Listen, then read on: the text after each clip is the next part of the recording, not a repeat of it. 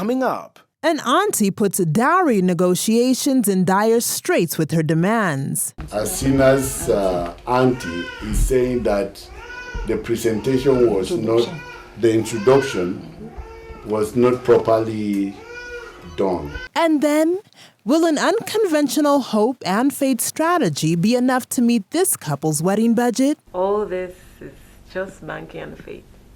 Later,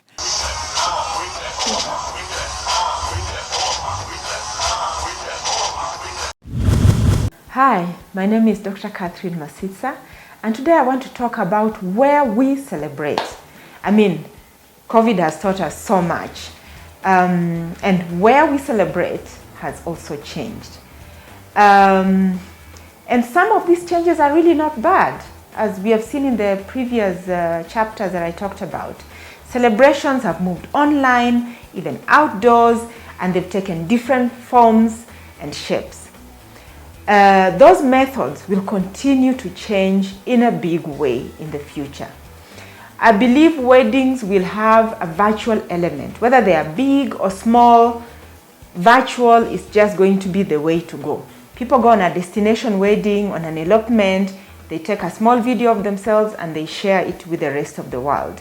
So therefore, having the ability and the flexibility to connect and celebrate with guests all over the world is so important.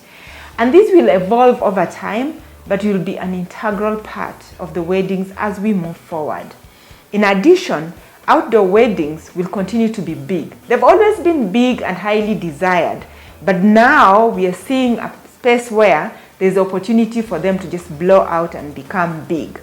We crave for fresh air, the breeze, the sun, and the space. So celebrating outside in a beautiful place with a beautiful backdrop is really key to a really beautiful celebration. In particular, we're going to see non-traditional, creative, intimate outdoor ceremony spots anywhere from your yard in the back garden to mountain tops. Outdoor spaces are just going to be just fun, intimate, and speak of the couple in a way the couples want to look and how they want to feel the wedding. But more so important, I see many people asking themselves the question I've always wondered, particularly in Kenya here. We have beautiful, amazing homes from Runda to Karen to whatever. You live in the leafy suburbs of Nairobi. You have a backyard. How come we've never thought of actually having those celebrations there? And the time is now. COVID has made it possible. It means the venues where we choose where to celebrate have just been democratized. Happy planning and happy celebrations. There's a beautiful world I'm waiting to share.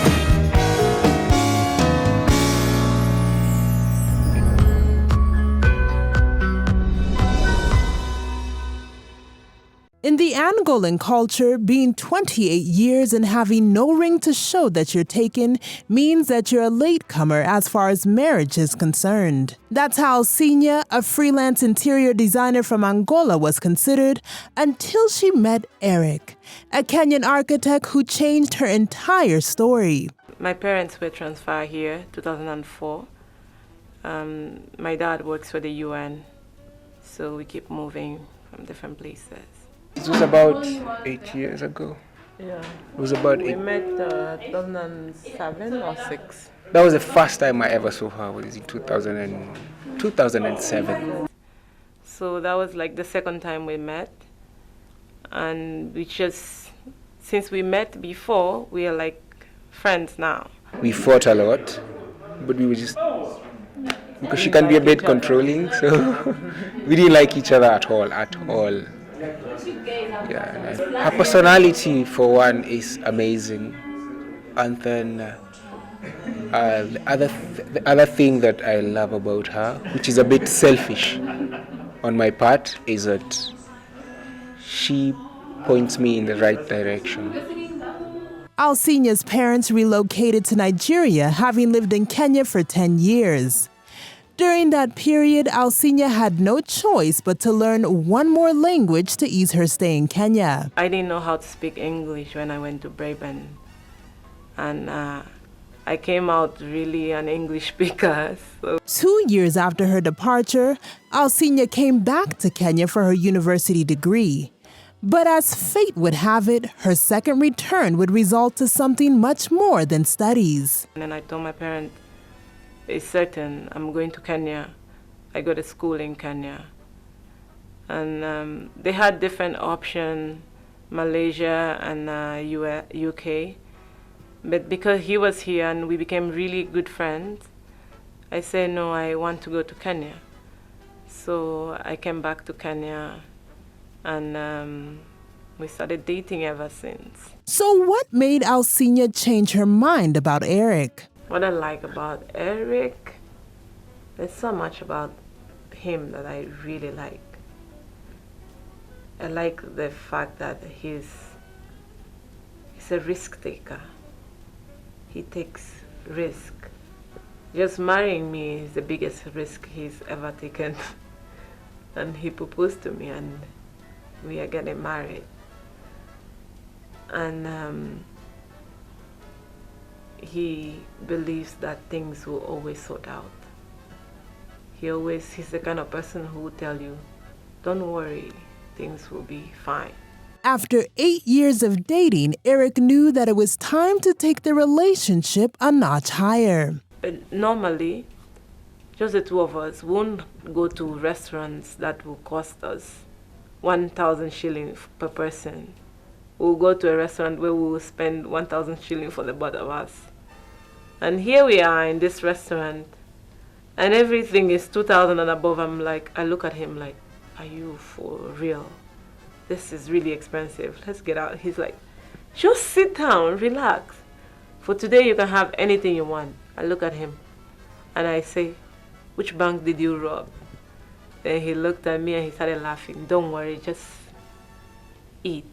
He started telling me a story of how we met each other and then how we've gone through so many things. I'm like, yeah, and then we're getting married, you know? This is so good. And then he's like, he kept going. And I'm thinking, where is this going? Maybe he's breaking up with me and I don't know, you know? And he started saying so many things we've gone through together. And then he finally got into his knee and he said, will you marry me? And I'm like, whoa. He removed his, and I'm like, oh my God, people are looking at us. And he said, seriously, will you marry me? And he moved the ring and I'm looking at him. I'm like, yes, I will marry you.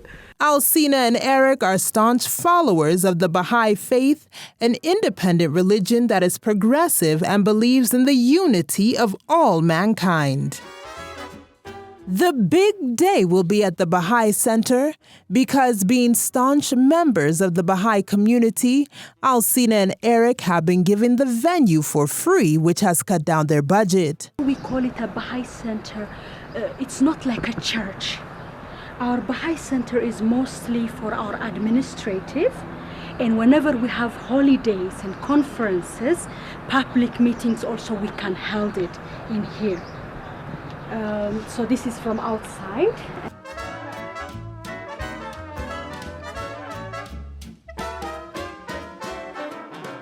These are some of the pictures.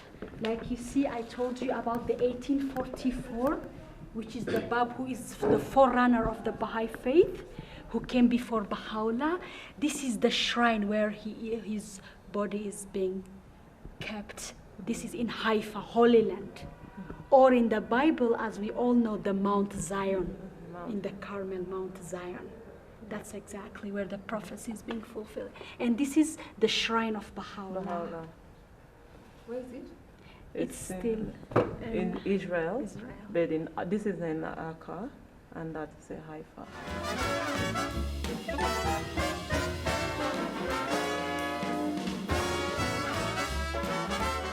This is actually, his name is Abdul Baha, which means the servant of glory, that he is the son of Baha'u'llah. You know how you have the Christian, Buddhism, and all the other religion, and we have respect, and we'll read about all this religion. So this is a sign that Baha'is have not said, okay, I'm not a Christian or I'm not a Buddhist, but we have the same respect for all the other religions of God, because they all come from the same God. The shrine is at the top of the mountain. So you have 9 terraces down here, and behind it there is another 9 terraces. So if you calculate, there are 19 terraces to get to the shrine of the Bab from any direction you go to. So usually Baha'is will strive whatever they can to at least visit Haifa once in their lifetime. Even though Eric deemed it fit to pop the big question, according to Bahá'í Faith, the dating and proposal part of any relationship are not a must. The only thing that 2 partners require is to get married once they fall in love. In the Bahá'í Faith, we don't really have the dating part of life. It's more like we like each other and then we decide we want to get married. So we wanted to get married 2011, and I approached my parents that Eric is interested in me and I'm thinking we should get married. And my dad just go, no, don't talk about marriage. Just finish with your school and then you can talk about marriage later. Alcina's father wanted her to go back to Baha'i Youth School after finishing her studies. However, she was adamant about getting married to Eric and nothing could change her mind about it. So we started applying for Haifa, and then when I was about to send, that's 2 months or 3 months down the line, I was about to send my application and I said, this is not right. I told my dad, I can't do this. I can't go to Haifa because I won't be happy there. I won't serve God, and God won't be happy with me either. I just want to get married. Having no other option, Alcina's father began a background research to find out whether Eric was the right man for his daughter. So he said, okay, after your graduation, you can get married. We'll be there, we'll support you, we'll help you with whatever you need. I'm like, okay.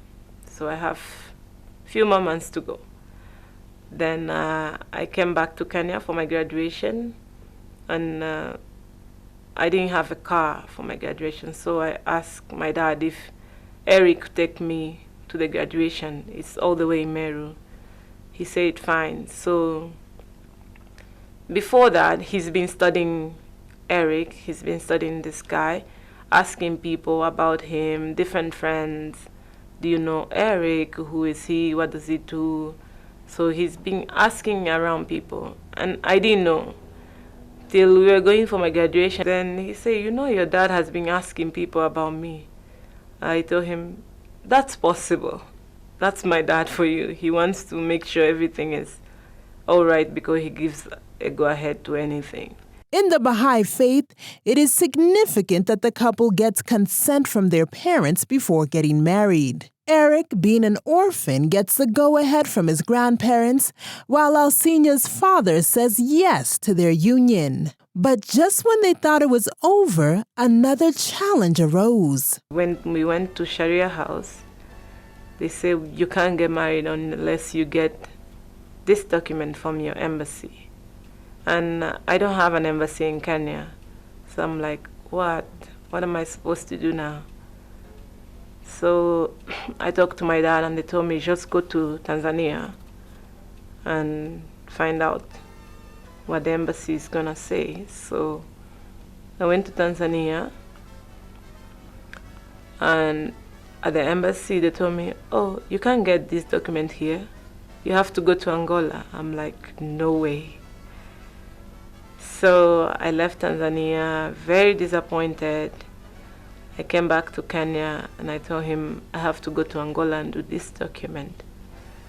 And the thing is, at the embassy, they didn't tell me exactly what I have to do in Kenya before going to Angola. So I just packed my bag and I went to Angola. After staying in Angola for 6 months, Alcina was able to get the legal document permitting her to get married in Kenya. And while most brides dream of having a fairy tale kind of wedding, Alcina has a different idea of what she wants. I grew up as a Bahá'í, so wedding for us is anything really simple. So we don't make big deal about a wedding. Like right now, everyone is asking me, who are in your wedding committee? Are you going to have an R&B? Are you going to have a, I don't know, pre-wedding? I'm like, no, why am I supposed to do that? So it's like, everyone is worried about my budget. I'm like, I don't have money now, but my wedding is just go the way I want it to be, you know? A simple and a beautiful wedding. The two lovebirds have a budget of 300,000 shillings, which is approximately 3,500 US dollars. This can only cater for the decor, photography, and the cake. However, they have decided to take a union strategy to meet it. In the Baha'i religion, the most important thing you do in life is leaving things up to God. Let Him unfold things for you. Because if you worry too much, you might get old. Just trying to sort out things you will never sort out. If people will say hope and faith alone are not a strategy, it's because in the first place, they don't have the faith in the first place. And also, they are very materially inclined. If you are more focused in the spiritual realm, in the spiritual way of life, you try to live your life and be happy, be satisfied with whatever you get. That's the part I've chosen for sure. Alcina has already chosen her bridal party. However, her soon-to-be hubby is having a hard time choosing the people who will be in his lineup. He has two, because he only has two friends, two close friends. And I got for him two more to make four. So the thing, this is funny because I kept asking him, you know, you need 4 groomsmen. He said, I don't have 4 friends, I only have 2 friends. And ever since I knew him, he's only introduced me to these 2 people. So I keep asking him, what about this, your friends? What about those friends? He's like, no, they are just friends I say hi to or something. But those are not my friends I will count on my groomsmen. So I added him these 2 friends of mine, and he's like, that's fine. He's the only Baha'i.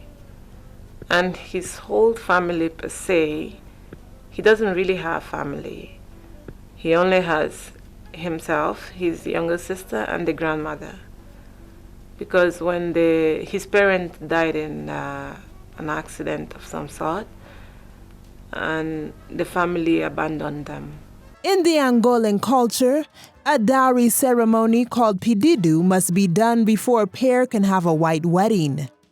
The groom is supposed to come with his family members to ask for the bride's hand in marriage. However, being an orphan and having lived with his grandparents, Eric is clueless on where he can find some of his relatives to accompany him to the ceremony. It's just the guy, during this ceremony, the guys come with his family, introduce his family, and speak out his mind, like what was his reason for knocking at that door and what was his reason for coming to this house.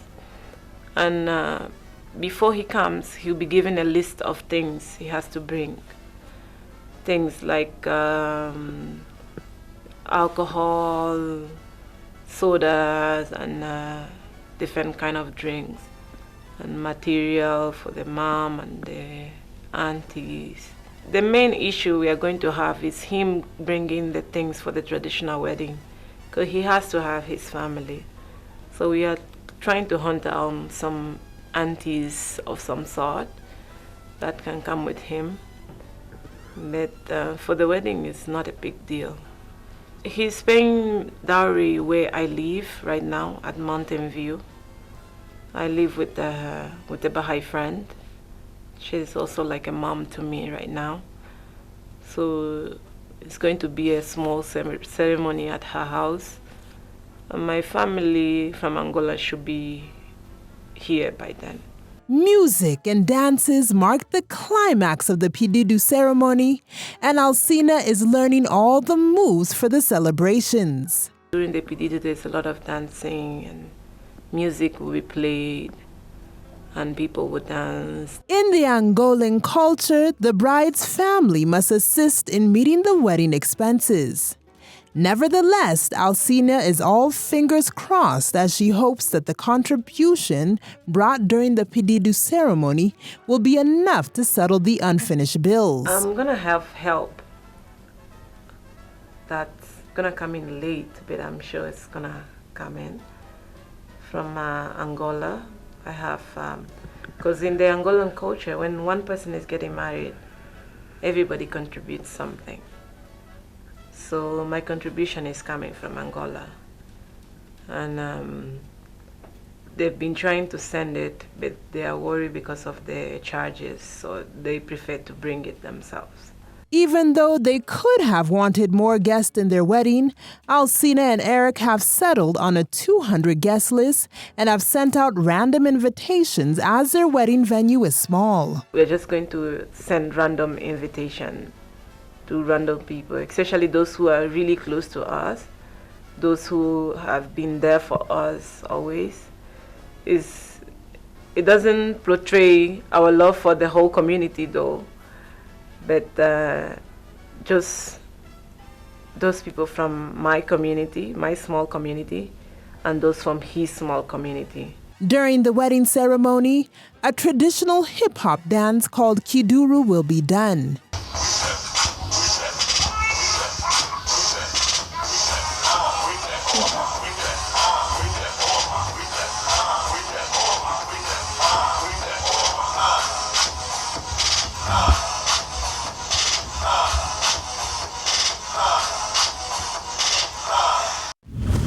Coming up. An auntie puts dowry negotiations in dire straits with her demands. Tina's auntie is saying that the presentation was not, the introduction was not properly done.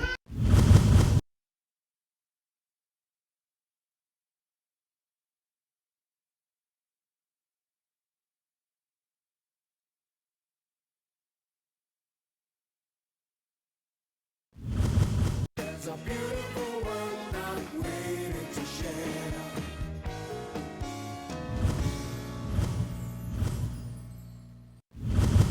It's 2 weeks to the nuptial, and Alcina is on the run looking for a perfect wedding gown that is within their budget. However, a gown is considered sacred, and the Bahá'í Faith dictates that no one sees the wedding dress till the big day. We are at Next Boutique. This is where I want to get my gown. I just want to have a look at whatever they have. I'm looking for my dream kind of dress. I have a dress in mind, so I hope she has it. I'm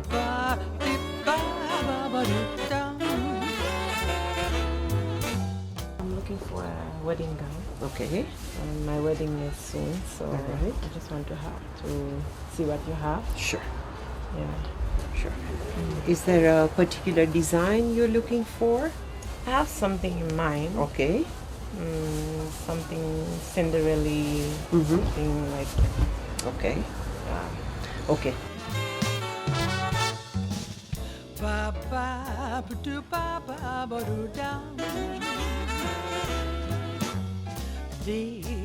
Not quite what I want. Okay. Yeah. No problem. So, Find you what you like. but This it's is very nice. You nice. see, it's a Yeah. combination of Yeah. satin I and love organza. the Yeah, beading and looks the pretty. satin. It's It's really nice. nice. Yeah. It's close to what I want, but not. But not exactly. Yeah.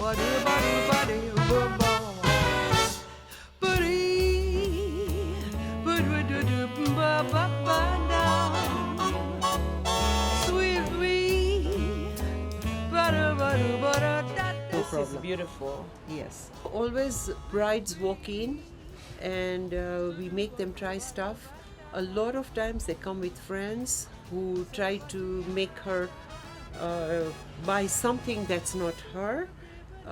So I try and work with the bride's dream. It's something you want. You can look very nice in this, but it's what you want, which we will give you. And I think it's good to do that because you focus, you'll get what you have dreamt to wear for your big day. Yeah. And that's very important. For me, it's also very important that I choose what I want. Exactly. That's why I've been going around looking for my wedding dress for myself. And I really will not want anyone to see my wedding dress before the wedding. Finally, Alcina has found her dream wedding dress. It's Oh, exactly good. what I want. Good. I'm so happy Thank to you so hear much. that. Thank you. All the best.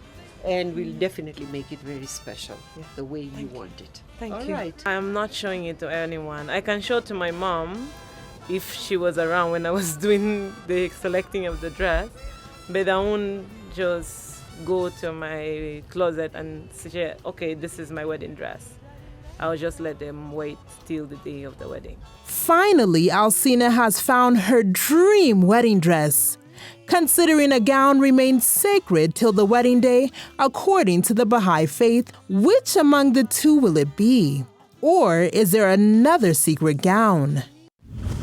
It's exactly 1 week before Alcina and Eric say, I do. The two are at the Bahá'í Center with their family and friends who are helping organize their big day. To avoid mishaps, they're making sure that everyone understands their role very well. Just doing a bit of rehearsals for some of the songs that will be performed and just going through the program, just to see if everyone has understood what role they are playing on that day. Arrangement of coming in of brides and bride procession and all that. We've also covered that. So the only thing that will be remained after this is the practice of the brides and the bridesmaids and groom and so on. So meaning we have to find time to practice.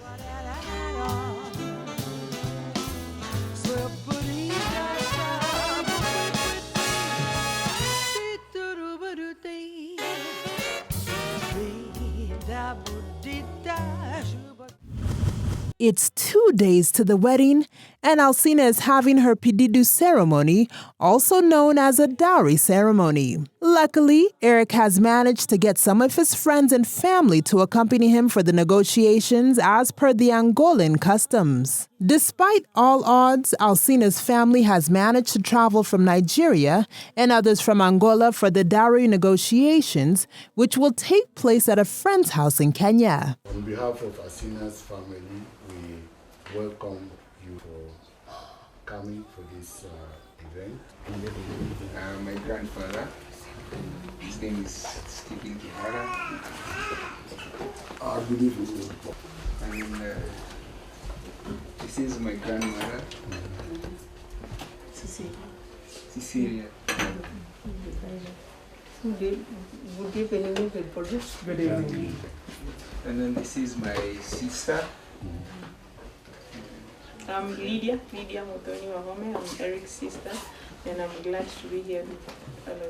In the Kikuyu customs, the groom's elders are supposed to request for the bride on his behalf. Eric hails from the Kikuyu tribe, and his grandfather is happy to do the negotiations on his behalf. Unfortunately, he gets a rude interruption. Alcina's auntie is saying that the presentation was not, the introduction was not properly done. That Alcina's biological father was supposed to make an introduction, you've seen, and Alcina's adopted mother and father were also supposed to indicate, but we all said we are a family, and this precision is necessary. An agreement is finally reached, and Eric's grandfather can now hand over the gifts and the letter of intention. In the Angolan culture, it is the bride's father who normally receives the gift from the groom's family, but in this ceremony, Alcina's dad follows her mom to play the part. Intend to ask for your daughter's hand in marriage, Alcina da Costa Diaz. I adore and love her, and in a very short time will want to take her hand in marriage on the 26th July 2014. I hope for a good response and sufficient support from the parents' side. With love, signed Wahome Eric. And enclosed in this letter is the sum of 500 US dollars. Besides the letter, Eric must bring other gifts to the bride-to-be's family for the dowry negotiations to continue. Just when Eric thinks he's done with the negotiations, he is forced to pay a transportation fine before Alcina is handed over to him as his wife. In their culture, to go and look for the bride, it needs transport. So you have to pay transport to go and bring the bride. Yeah. Eric is stranded as he does not have enough money to pay for what he has been asked for. His auntie comes to the rescue. So I would like to request that you give us that as a loan that we will pay back. Okay. Eric is given a task to search for Alcina amongst the covered women. He has to pick the right woman, otherwise he will be forced to marry whoever he picks, and in addition pay a hefty fine. If you miss your wife, the ticket, the plane ticket and everything will be doubled. I will have to go because back. You will have to go back. Yeah.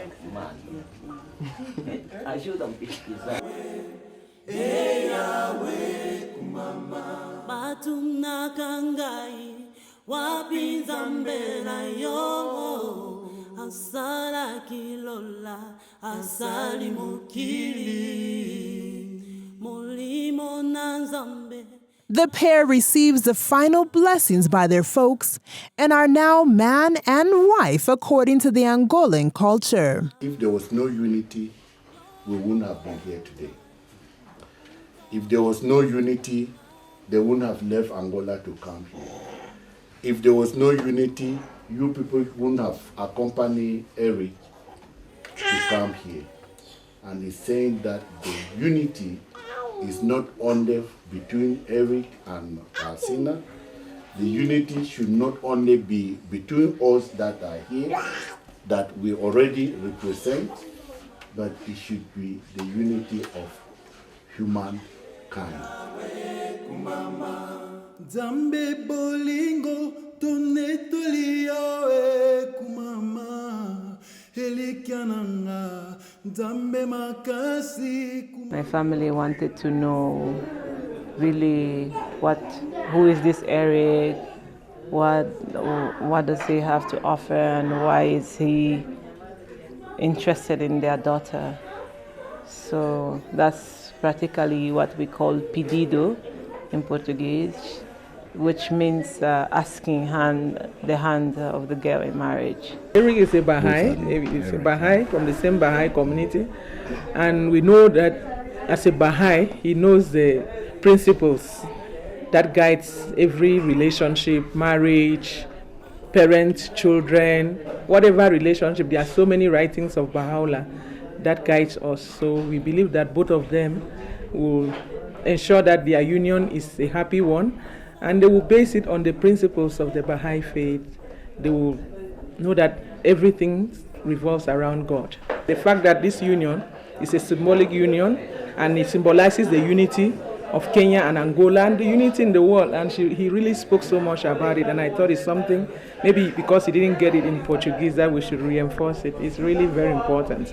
Did their faith and hope strategy manage to assist them to raise their wedding budget? We've managed to get all the finances for the wedding because all the family that came, they've decided they are going to support, they are going to help. So everyone is chipping in either in kind or monetary. So it's not all the burden on our shoulders anymore. Coming up, Religious differences put a staunch Catholic grandmother on a 50-50 position in coming for her grandson's wedding. Mother says she can't come to the wedding if we are going to do a Baha'i wedding because she's a Catholic.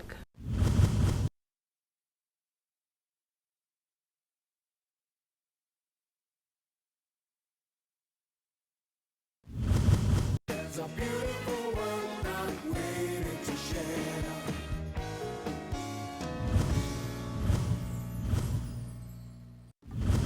It's the morning of Alcina and Eric's wedding. At the Baha'i Center where the nuptials will be taking place, friends are busy doing the decor.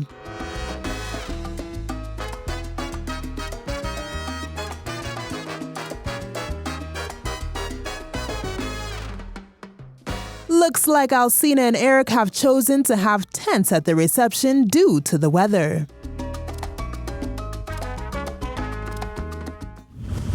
Meanwhile, at the bride's place, according to the Bahá'í Faith, the gown is deemed to be a sacred dress, and no one was permitted to view it before the D-Day, but finally, the big reveal is here. I feel tired. I want tea.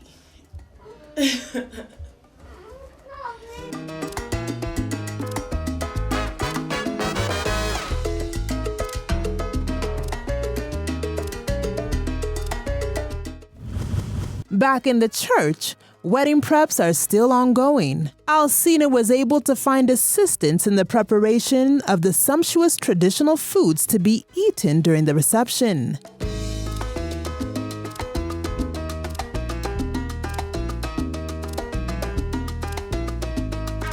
Alcina's makeup artist, who also happens to be her niece, is quite on time and ready to spruce up the bride.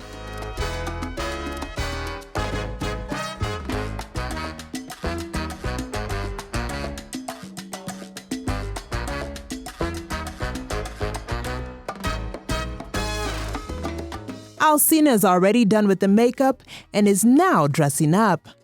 However, there is no one who seems to know how to tie the gown.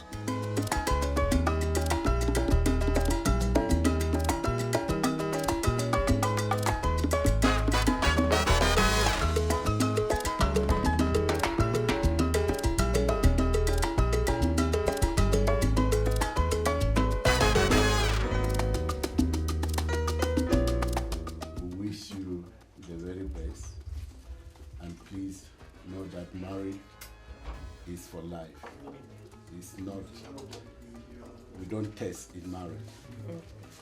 You go for the marriage and you have to build it, you have to water it, you have to nurture it, and you have to maintain it.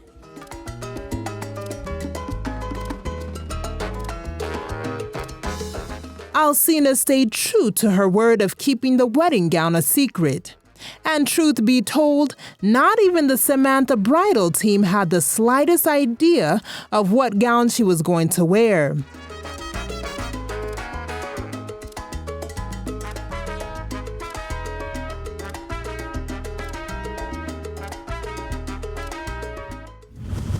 Meanwhile, at the church, friends and family from different communities have gathered to celebrate Alcina and Eric's nuptial.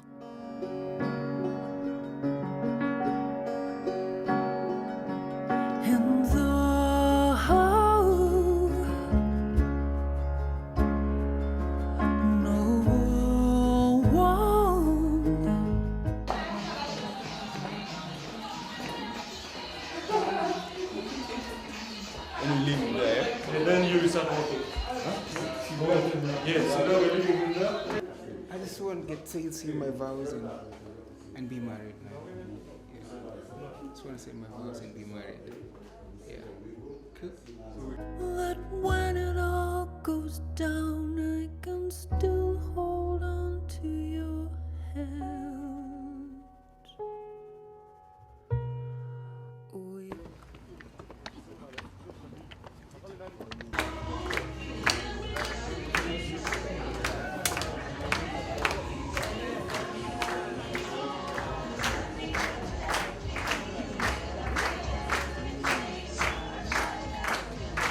ceremony, you could walk on the aisle if you wish, or you could just walk hand in hand with your groom.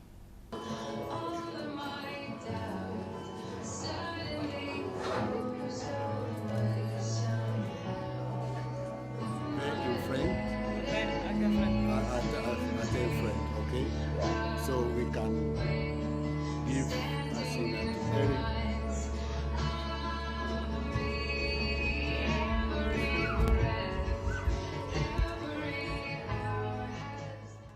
Unlike in most Christian weddings, Baha'i ceremonies are not officiated by pastors or priests.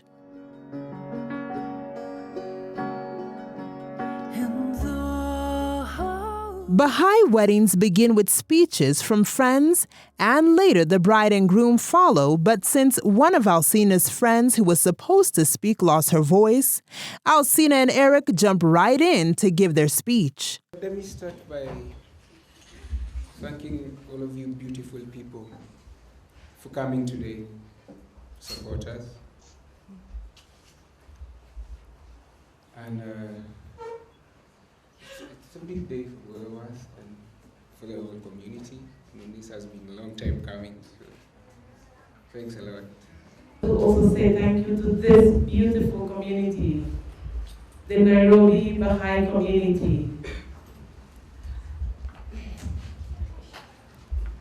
This community has been my home since 2004. I've been shown that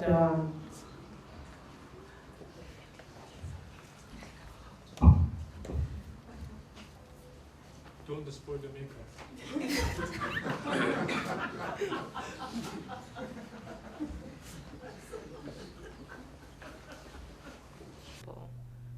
We'll wait for the prayers.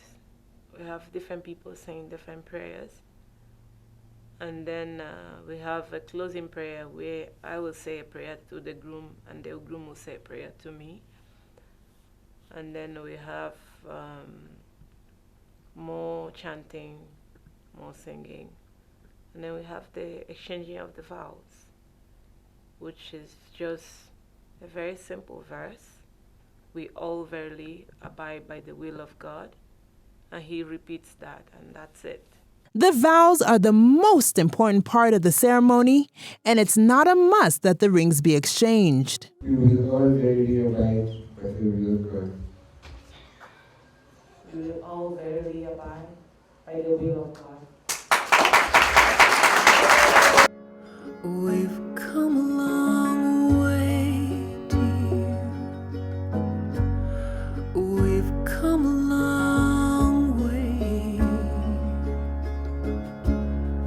The years have all... Just before the singing takes place, Eric's grandmother and sister arrive for the occasion, making him one happy groom. Eric, since our parents passed away when I was just 12, he helped me understand that everything was going to be okay.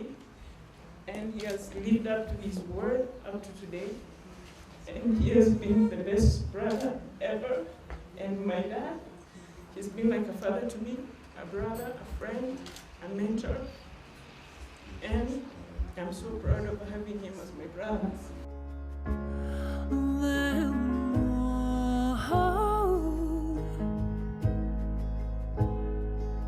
That when it all goes down, I can still hold on to your hand. We've come a long way.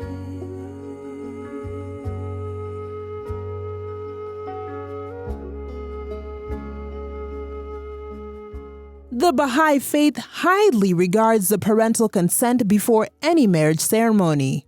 Since Eric is an orphan, his grandmother is signing the certificate, and afterwards, Alcina's biological father will follow suit.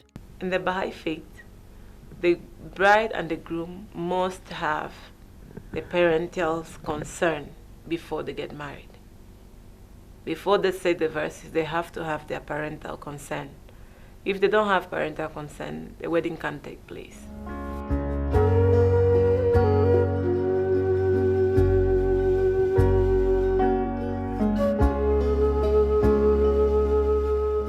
After the signing, the just married couple are expected to say a prayer and treating God to guide them in their marriage. Oh Lord, my God, this thy handmaiden is calling upon thee, trusting in thee, turning her face unto thee, imploring thee to shed thy heavenly bounties. Strengthen her through the breath of the Holy Spirit, that she may arise to serve thee. Thou art the mighty one. Alcina got a big surprise when her auntie, who lives in New York, flew all the way to attend her wedding. I spoke to her 2 weeks ago, and she was in New York, and she said, I don't think I can make it. That's the last thing I heard, and I'm so happy.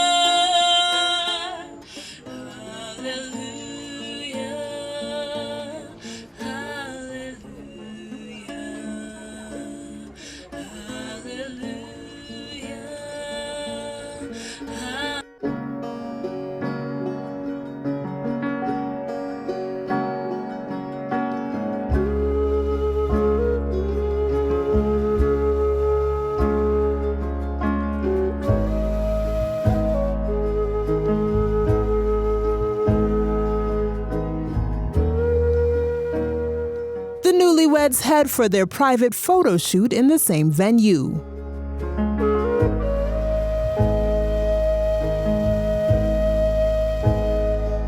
I'm feeling very happy.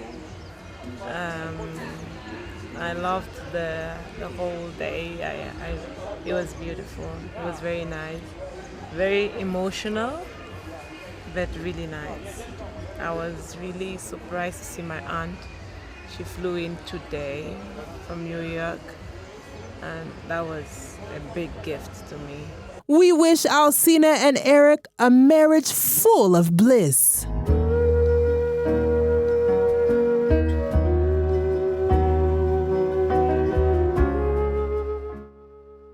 What are your sentiments on today's show?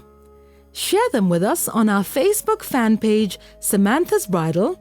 Follow us on Twitter at sbridal_Kenya, or simply go to www.samanthasbridal.co.ke. We've come a long